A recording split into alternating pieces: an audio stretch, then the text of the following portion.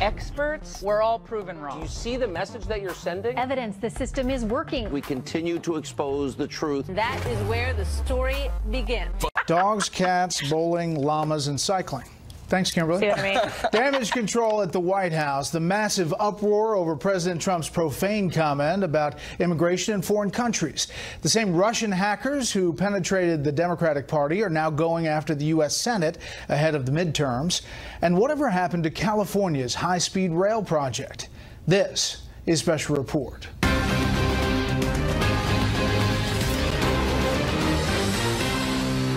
Good evening. Welcome to Washington. I'm Bret Baier. We begin with the fallout, the veritable S-storm, if you will, over President Trump's comments about immigrants from what lawmakers in the meeting say the president called S-hole countries. Reaction has been swift, sharp, and almost overwhelmingly negative. The president engaged in some Twitter damage control this morning, tweeting a vague denial, but Democrats and Republicans who were in that meeting are now weighing in with what they did or did not hear. All of this as a government-funding DACA border security deal could now be much tougher to get before next Friday's deadline. Chief White House correspondent John Roberts starts us off tonight from the North Lawn. Good evening, John. Brett, good evening to you. As we reported last night, multiple sources inside and outside the White House confirmed to Fox News that President Trump did indeed use the language in question in an Oval Office discussion on DACA yesterday afternoon. And as happened so many times in the past, the president and not the issue has now become the story. At a White House event signing a proclamation for Martin Luther King Day, President Trump ignored shouted questions from the press about his comments yesterday. Mr. President, will you give an apology for the statement yesterday? Mr. President, did you refer to African nations? Did you Mr. President, are you a racist? It was during a heated Oval Office meeting that President Trump reportedly asked, quote, "Why are we having all these people from S-hole countries come here?" A firestorm of controversy erupted across the globe, from the Deputy Secretary General of the African National Congress. Ours is not a s**hole country, neither is Haiti or any other country in distress. To the UN High Commission for Human Rights. These are shocking and shameful comments from the President of the United States. I'm sorry, but there's no other word one can use but racist. Waking up to a world of hurt this morning, President Trump denied he said it, tweeting, quote, "The language used by me at the DACA meeting was tough, but this was not the language used." A short time later, he appeared to walk that back just a bit, tweeting, quote, "Never said anything derogatory about Haitians other than Haiti is, obviously, a very poor and troubled country." But Democratic Senator Dick Durbin, who was present at the meeting, insisted the president did use those words. He said, "Haitians, do we need more Haitians?" And then he went on and we started to describe the immigration from Africa that was being protected in this bipartisan measure. That's when he used these vile and vulgar comments, calling the nations they come from holes. The exact word used by the president, not just once, but repeatedly. House Speaker Paul Ryan, the son of Irish immigrants, wasn't at the meeting, but again found himself weighing in on President Trump's comments. Yeah, I read those comments later last night. So first thing that came to my mind was very unfortunate, unhelpful. I see this as a thing to celebrate. And I think it's a big part of our strength. Whether you're coming from Haiti, we've got great friends from Africa in Janesville who are doctors who are just incredible citizens. This afternoon, two of the participants at the meeting, Senators Tom Cotton and David Perdue, said, "Wait a minute, we didn't hear the president say that," in a joint statement insisting, quote, "We do not recall the president saying these comments specifically, but what he did call out was the imbalance in our current immigration system, which does not protect American workers and our national interest." In the bigger picture, the president and Congress still seem miles apart on what to do about DACA. The president tweeting that the so-called bipartisan DACA deal presented yesterday was a big step backwards. Wall was not properly funded, chain and lottery were made worse, and USA would be forced to take large numbers of people from high-crime countries which are doing badly. Earlier this week, President Trump appeared to earn a tremendous amount of political capital and goodwill with that televised hour-long meeting with members of Congress here here at the White House. What remains to be seen as negotiations over DACA go forward is how much of that goodwill did the president squander with his comments, and how much leverage has he lost in these negotiations? Bret? John, the president also tweeting this morning, defending his decision not to go to Great Britain. Quote, reason I canceled my trip to London is that I am not a big fan of the Obama administration having sold perhaps the best located and finest embassy in London for peanuts, only to build a new one in an off location for $1.2 billion. Bad deal. Wanted me to cut ribbon. No. What about this? Well, the White House is saying that the president was invited over there to cut the ribbon on the new U.S. embassy, which cost $1.2 billion. Travel was on hold for the end of February, though it was never really firmed up. But I'm told that the president just didn't want to be associated with what he saw as a really terrible real estate deal, that they overpaid for the land. It's in a bad location. And because the standing American embassy has been designated a heritage site, they couldn't get a whole lot of money for it. The president, in that tweet this morning, did make one factual error, though. He blamed the embassy deal on the Obama administration. It was actually the Bush administration that initiated the move, and it's resulted in some interesting politics in the UK. London Mayor Sadiq Khan coming out to say that President Trump finally got the message that people in London don't want to see him, which resulted in the Foreign Secretary Boris Johnson calling Khan a puffed-up, pompous popinjay. And we should also point out, Bret, that this has got no effect on plans for a state visit of the president to the UK later on this year. Congrats on hitting the P's there. That was good. John, thank you. Thank you. As John just referenced, lawmakers are still trying to cobble together a plan to address immigration reform before another threatened government shutdown next Friday. Chief Congressional Correspondent Mike Emanuel tells us where we are right now. The primary emphasis of immigration talks right now is a bipartisan group featuring key leaders from both chambers of Congress. From the House, it's Kevin McCarthy and Steny Hoyer. From the Senate, it's John Cornyn and Dick Durbin. And House Speaker Paul Ryan endorsed their effort. The four of them have started bipartisan talks, trying to aggregate all the ideas that are out there to come to a consensus. Do we need to fix DACA? Yes, we need to fix DACA. But I think it's really important we fix it in such a balanced way. The White House and conservatives rejected the bipartisan proposal from 6 senators yesterday. Durbin, who is part of those talks as well, said today he isn't giving up on that plan. We're going to prepare our bipartisan agreement for introduction into the Senate next week.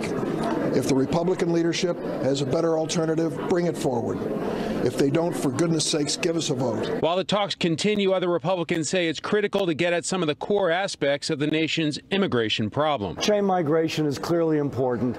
Again, border security, taking care of the kids with DACA, all of those are important. You want to avoid getting the deal too comprehensive because then there's too much to oppose.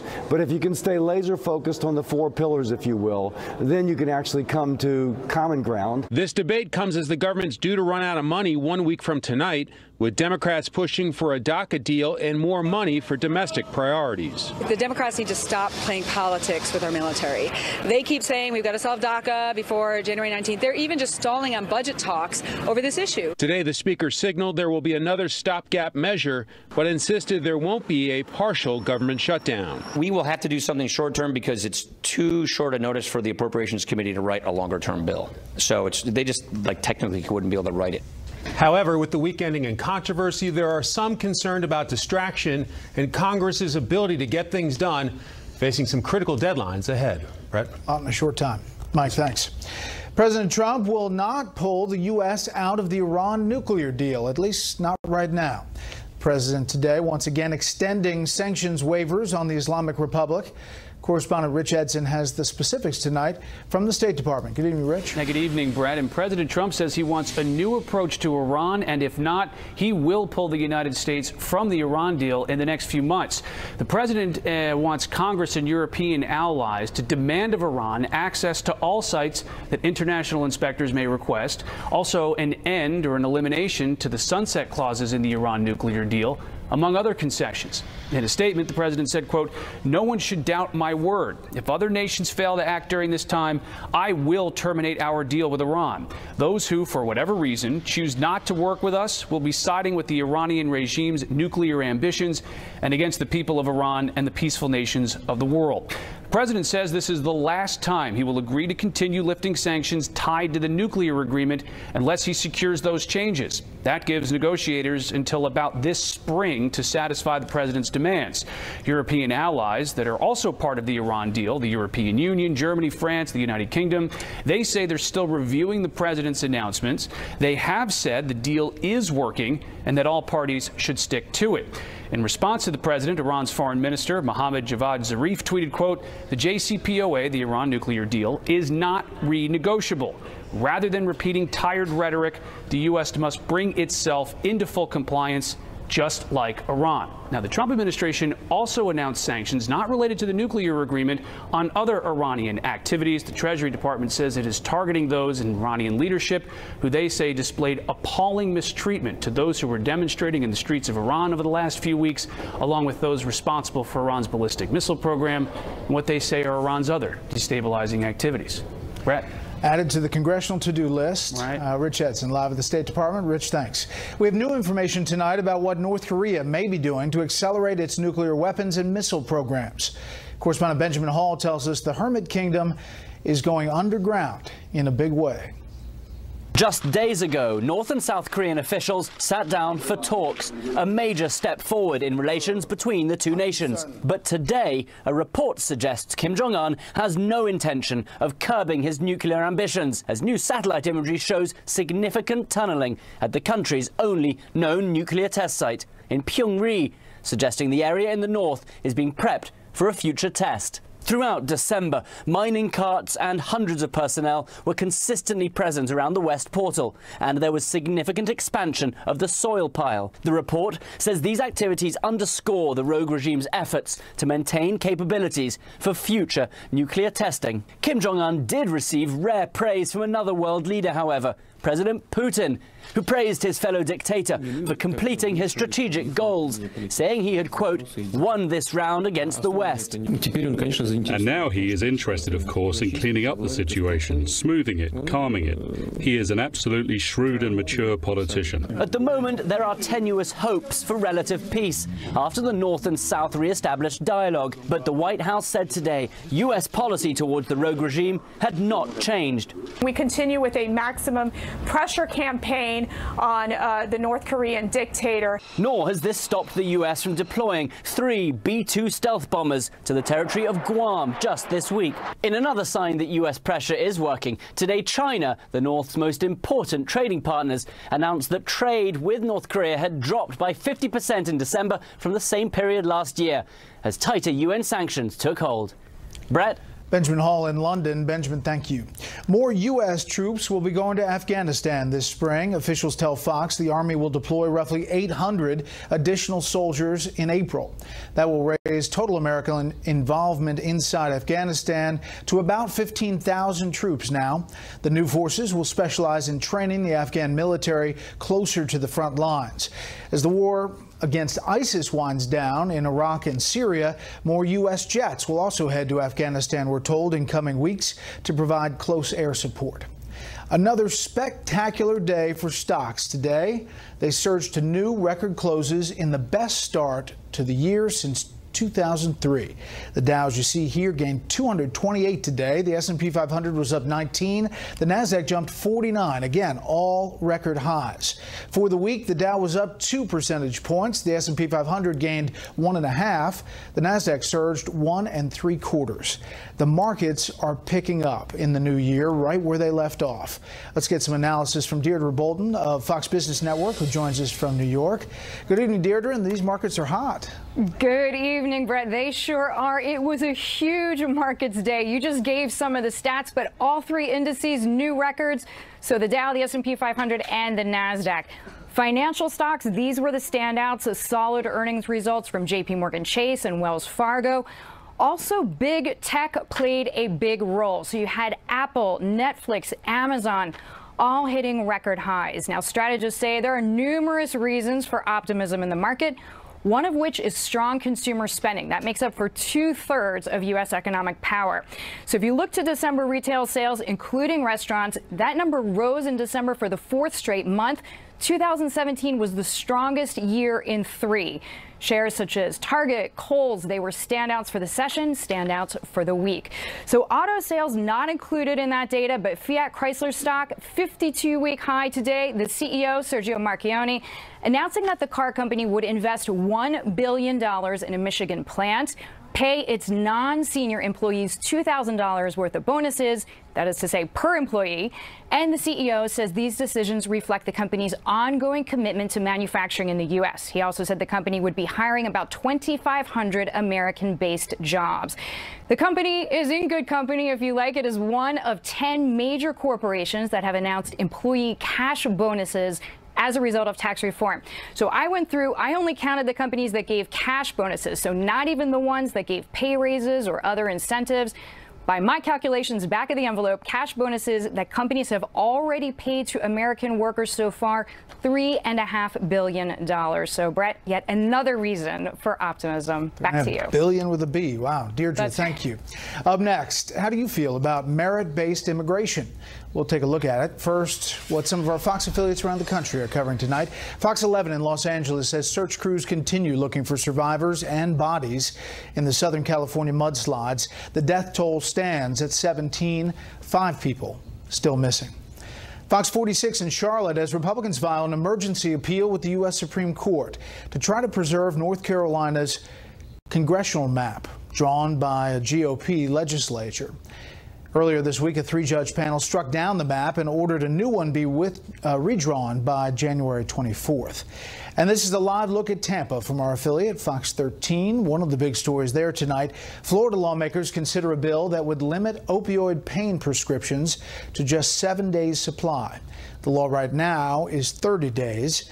Many experts say it would help cut down on opioid addiction, but some doctors and patients with chronic pain obviously call it an overreach that could make it tougher on them. That's tonight's live look outside the Beltway from Special Report.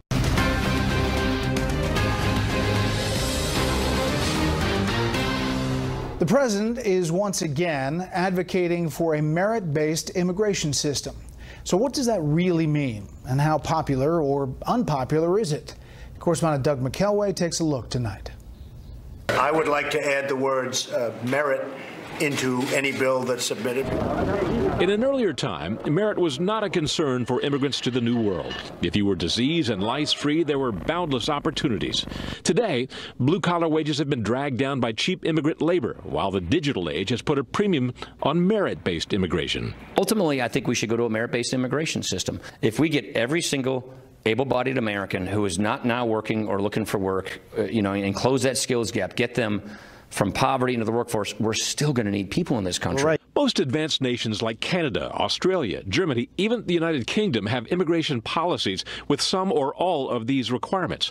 An ability to speak the language, a certain level of education, professional licensing, an offer of employment, and an ability to support one's family. The United States doesn't have those standards. Today, you can get a green card in this country simply because someone in your extended family happened to immigrate to this country. There are expensive consequences to that. The funding that goes into our public schools, the hiring of teachers, the bilingualism that's required, the ESL teachers, that's all a burden of this. But politically, merit-based immigration has only the slimmest chance of passage. Democrats are so opposed to ending chain migration, they won't even use the term. This week it emerged that he wanted to change immigration policy with addressing family unification initiatives, which they call by another name, which I won't use. Divided Senate Republicans who need 60 votes are down to a 1-vote majority, and today appeared to lose one when Senator John McCain stated, quote, "Respect for the God-given dignity of every human being, no matter their race, ethnicity, or other circumstances of their birth, is the essence of American patriotism. Our immigration policy should reflect that truth." Merit-based supporters haven't given up hope. We have another year in this Congress. I mean, the bottom line is this is a 4-year battle. Despite all appearances of bipartisan goodwill from that televised cabinet room meeting earlier this week, the reality is that Democrats are unlikely to budge on merit-based immigration. Bret? Doug, thank you. The fate of illegal immigrants' children brought here at young ages, the so-called dreamers, hangs in the balance with a deadline approaching. Tonight, correspondent Casey Stiegel reports from Dallas about how the uncertainty about their future is affecting the Lone Star State. I was born in Mexico. My mom brought me here. Norma Salazar is called Texas home since age 10. I know my mom went through a lot, to make this happen for me, so I was determined for it not to be in vain. Salazar went on to graduate high school, then paid for her own college education. She now works in a plush Dallas office, paying taxes and earning a good wage to help raise her family. But Salazar fears her family's future could now be in jeopardy. If I was to be sent to a country that I don't know, what am I going to tell my children? They will lose their job. Martin Valco is a prominent immigration lawyer. Do you just want to round them up, end the program, and remove them?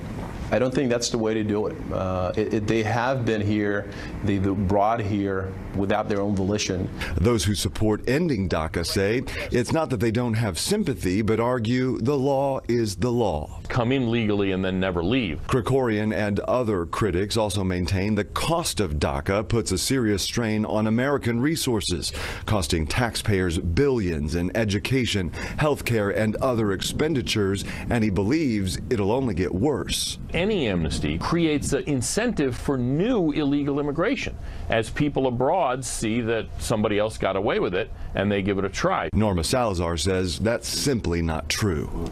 If people could see that, we're human, we're not criminals. We deserve a chance to be here. We are Americans. This is our home. The largest impacts would be felt in California and right here in Texas, because Pew Research data shows that Dallas-Fort Worth has the third highest concentration of DACA enrollees than any other U.S. metro area. Bret? Casey, thank you. Up next, the same Russian hackers who got to the Democrats are now going after the U.S. Senate. First, beyond our borders tonight, Saudi women are being allowed to enter a sports stadium to watch a soccer game for the first time, part of reforms instituted by the kingdom's crown prince. This summer, women will be able to legally drive, ending the world's only ban on female drivers. Stocks are higher in Europe on word that German political parties have agreed to coalition talks. Chancellor Angela Merkel's Christian Democrats, the allied Bavaria-only Christian Social Union, and the center-left Social Democrats will continue their partnership. At least 3 people have been killed in 2 days of protests and looting in Venezuela. Food shortages have sparked demonstrations there that have also left 16 people injured. The country is in the midst of a deepening economic crisis. Just some of the other stories beyond our borders tonight. We'll be right back. This is a Fox News alert breaking right now. A House committee has just released statistics showing nearly $300,000 in taxpayer money has been spent to settle 13 claims against members of Congress or their offices since 2003. Those claims include sexual harassment or sexual discrimination. The new statistics add to a running list of settlements released over the last few weeks. They do not include any names or any identifying information aside from settlement amounts and the basis for the claims. America's first female fighter pilot is to fly a combat mission has announced her bid for the U.S. Senate. Arizona Congresswoman Martha McSally joins the field of Republicans running for the seat of retiring Senator Jeff Flake. McSally showed her take-no-prisoners attitude in her announcement video today. Like our president, I'm tired of PC politicians and their BS excuses. I'm a fighter pilot, and I talk like one. That's why I told Washington Republicans to grow a pair of ovaries and get the job done. Also running for Flake's seat, former Maricopa County Sheriff Joe Arpaio and former state Senator Kelly Ward. The U.S. Senate is said to be in the crosshairs of the same Russian computer criminals who caused chaos for the Democratic National Committee. Chief Intelligence Correspondent Catherine Herridge tells us about the next big battle in cyberspace. At the height of the 2016 election, Russia-linked hackers stole and leaked emails via WikiLeaks from the Democratic Party and Clinton campaign. The same hackers, nicknamed Fancy Bear, are now targeting the U.S. Senate. According to new research, hackers are going after lawmakers' network of contacts, as well as compromising information for blackmail. These cyber militia members, who are all Russian-speaking, were attempting to masquerade as Senate websites to essentially trap visitors with malware. Security firm Trend Micro found evidence hackers set up fake accounts to mimic the Senate's internal email system. The Fancy Bear hackers used the same strategy during the French presidential election to steal emails in an effort to influence the outcome.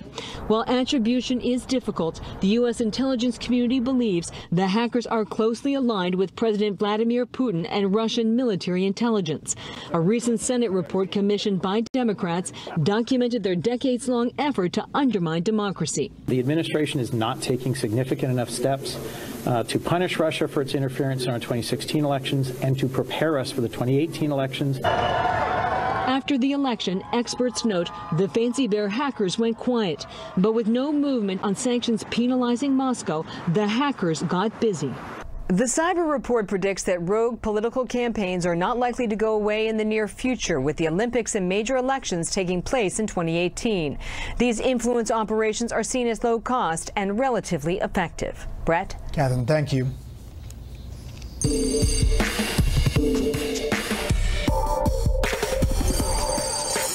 In tonight's Whatever Happened To series piece, California's high-speed rail project. Many people consider it a white elephant, kept alive only by Governor Jerry Brown's commitment to big labor and his legacy. National correspondent William Lajeunesse tells us as of now, there is very little light at the end of this tunnel. Over budget and behind schedule, California's high-speed rail project is running out of money. It's not that expensive. We can afford it. In fact, we cannot not afford it. Voters were told 9 years ago the train would cost $33 billion. Today, estimates are twice that. Private contractors would pay a third of the cost. Today, none have invested. Travel LA to San Francisco, under 3 hours. Today, no one knows how long it will take. Our goal is to give 80% of Americans access to high-speed rail. We understand what the politicians say. The reality is, can anybody tell us what we're sacrificing this stuff for? Frank Oliveira's family has owned this parcel for generations, but the state is using its eminent domain authority to forcibly purchase thousands of acres of prime farmland from Oliveira and others up and down the Central Valley. Why is our livelihoods here being destroyed for this project that will never materialize? We have over 119 miles under design and construction. We have 17 current active construction sites. But the rail project lacks secure funding. The feds kicked in $3 billion, but no more is likely. And polls show voters feel betrayed. I think it should have to go back to the voters. One, the cost overruns. They're talking now that it could be $69 billion or more. They said the private sector would invest, and they have not. The state Supreme Court found ballot language used to sell the project misleading. Ridership surveys inflated, ticket prices unrealistic, and financial projections unfounded. If you're subsidizing the riders on high-speed rail, that means you're taking money away from the classroom and from our first responders. It's the future, and it's happening right here in Fresno, California. By starting construction in the flat Central Valley, Governor Brown hoped to save money and show progress. That didn't happen. Now critics point to plans to burrow under 52 miles of mountains. Yet the cost of tunneling under just one 13-mile stretch is $7 billion, or 10% of the entire project. There's tunnels being built all over the world. We're not, the first country to, decide that we need to build a tunnel through the mountains. Instead of a light at the end of the tunnel, the project is about to hit a budgetary brick wall. According to McCarthy, President Trump is not inclined to throw good money after bad, and the state cannot bankroll the project alone, leaving Governor Jerry Brown without a train and likely no track when he leaves office early next year. Bret? William, thank you. The massive fallout, most of it negative, from President Trump's comment about immigrants and their home countries. We'll get reaction from the panel.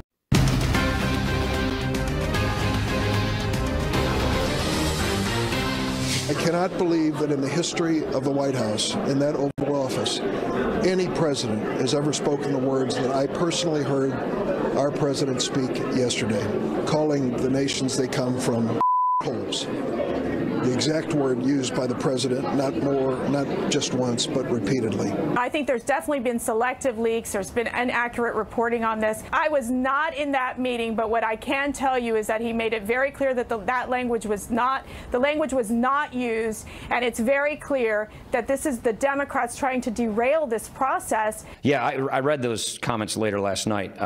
So first thing that came to my mind was very unfortunate, unhelpful. Well, it was the meeting with comments specifically heard around the world. The president kind of trying to step back from this on Twitter this morning. The language used by me at the DACA meeting was tough, but this was not the language used. What was really tough was the outlandish proposal made, a big setback for DACA. Never said anything derogatory about Haitians other than Haiti is obviously a very poor and troubled country. Never said take them out. Made up by Dems. I have wonderful relationship with Haitians. Probably should record future meetings. Unfortunately, no trust. However, despite the fact that 2 Republican senators came out and said they didn't remember hearing it, another Republican senator there, Lindsey Graham, told a colleague he did hear exactly that. And then you just heard about Dick Durbin. Well, Rush Limbaugh, talking about all the media, said that today on his radio show, it amounts to moral preening from a drive-by media eager to project their phony supremacy onto the American people. Quote, they offend me far more than Donald Trump does. These people in the media are a bunch of the biggest phony balonies on the planet, acting like they don't talk this way. They think this way about Mississippi. They think this way about the American South. They think this way about flyover country. I can't stand this phony supremacy and superiority that these people projected, as though anybody who does think or talk that way is somehow subhuman, a reprobate, or other things. With that, let's bring in our panel. Jonathan Swan, national political reporter for Axios. Susan Page, Washington bureau chief at USA Today, and Byron York, chief political correspondent of the Washington Examiner.